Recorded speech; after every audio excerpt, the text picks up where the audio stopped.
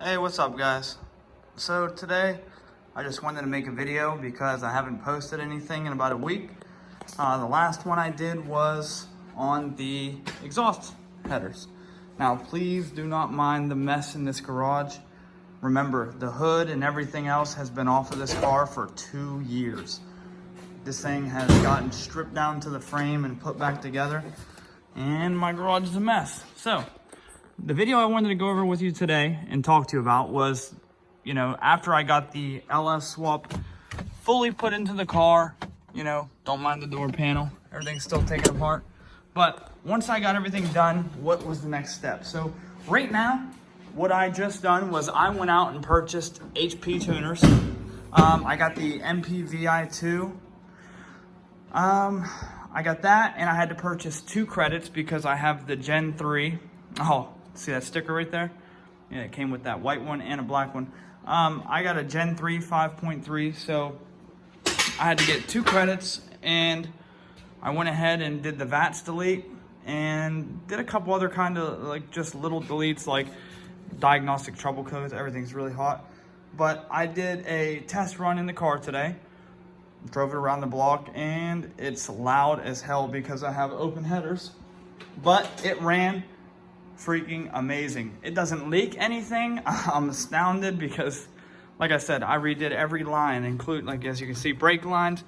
Everything on the car underneath is new. The only thing that looks like crap and the only thing that's old is the outer, the body, the shell.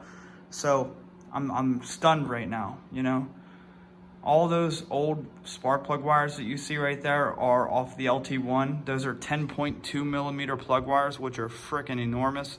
But those stock 5.3 ones weren't long enough to reach the spark plugs with those headers on it. So, and I don't have, as you can see, the coil packs are just laying on top of the engine. I still didn't build those brackets.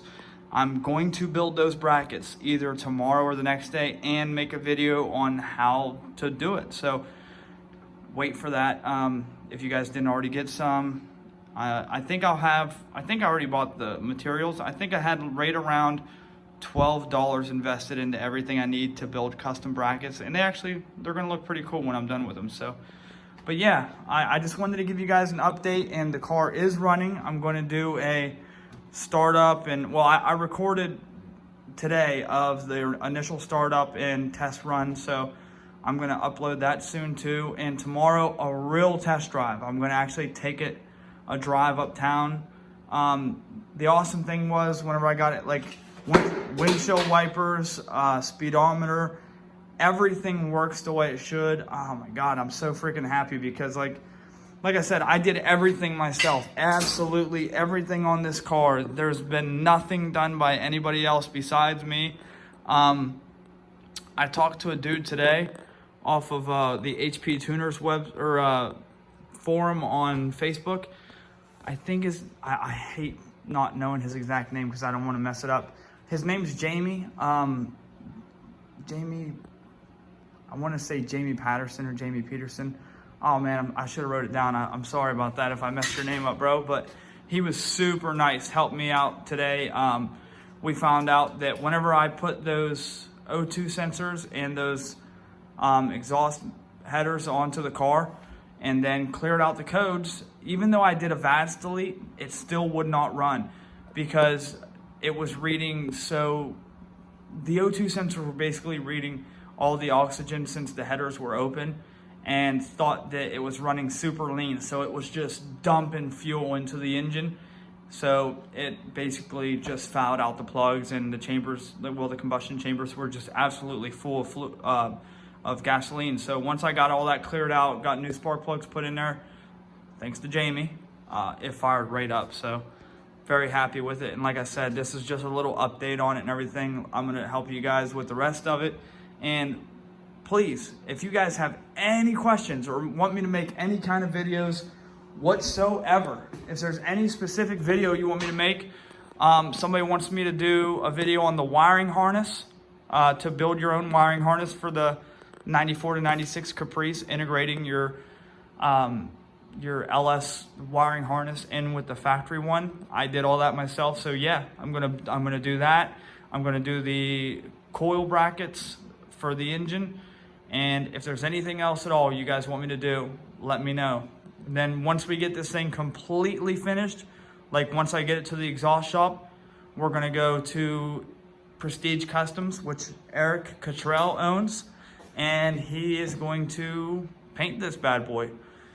So I don't know exactly what we're gonna do. I want it white, like the factory white, but Eric is crazy. He does these badass paint jobs. Like he does flip-flop, chameleon. I mean, you name it, he does crazy. So I'm sure he's gonna wanna do something, like at least add something like some glitter or maybe even a pearl coat to it. I don't know. I'm sure it'll be crazy, look good looking though. And then we're gonna go to like LS Fest and we're gonna travel with it and do a couple other things. So it ought to be fun. But yeah, I wanted to do an update video, like I said, and I wanted some opinions from you guys directly about what videos we should be doing next. So you know which ones I have coming out next now, but I need some insight because I already did everything. So in my head, I'm just like trying to go over everything and figure out, well, what would they want me to do or what was hard for me to get done. So even if it's not just about the LS swap, if there's anything about the Caprice or the 94, 96 Caprice Impala, or pretty much, I'm a pretty good mechanic. So if you have any other questions, period, about vehicles, let me know. I don't mind helping and I don't mind making videos on it. So just let me know, guys. But I'm gonna end this right now for now because I'm getting ready to go watch a movie with my family. So long for now, and I'll get with you guys tomorrow on that other video, let you see the startup and test drive and all that. It was awesome. So, all right, talk to you guys later.